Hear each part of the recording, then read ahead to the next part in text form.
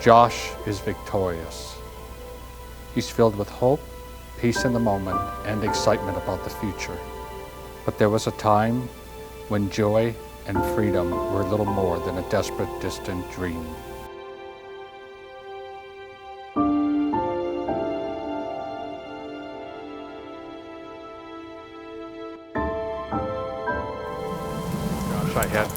I don't even know how I would have even reacted to something like that. Wouldn't they at least give you some details over the telephone? No, they told me I had to come straight in. They just said it was urgent and that I needed to be there. I've always, known that you've had medical issues, but I didn't realize it was so serious. Well, yeah, they've gotten worse and worse over the years, but I mean, it really all started when I was born. I was born with a serious heart defect. Wow. And so I had open heart surgery when I was 2 months old, and at that point they put a pacemaker in. So I mean, as far back as I can remember, it's pretty much been surgery after surgery and hospital visits as far back as I can remember. Wow. But I mean, because of that, I guess I've always known that Christ was real. I just, until I was 12 or 13, never really took that leap of faith. Huh.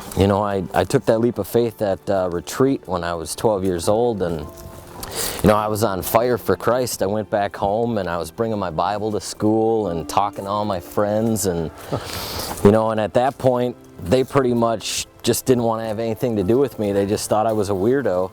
So I just got lonelier and lonelier, and there was just a point where I just had enough, and so to fit in, I just started doing what everyone else was doing. I started smoking weed and drinking, and by the time I was 14, 15, I was selling weed and getting into harder drugs, and just progressed. And I met a buddy who got me into meth, and I got deep into that really quick, and I was smoking it and selling it, and it almost destroyed, everybody I knew.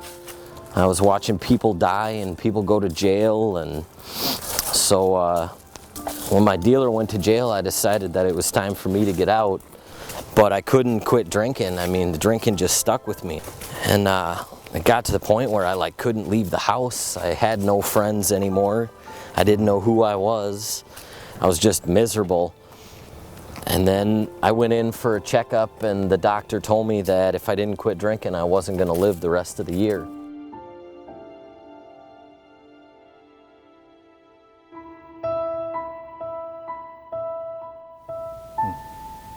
Sounds like an awful time in your life.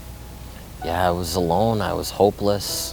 I mean, I was just lost. I had nothing to live for, and I felt like there was no one there that could help me. It sounds like God changed your heart and your mind. He did. He brought an old friend back into my life that told me about Celebrate Recovery, and I went and checked it out, and to be honest, it's just people like me and you who have hurts, habits, and hang-ups that just believe that Christ can heal them. And I went and checked it out, and I loved it. It was like my family, it was just great people. You won't find anyone that's going to judge you or say anything bad about you. We're all just there to love one another and to just find the root of each other's problems.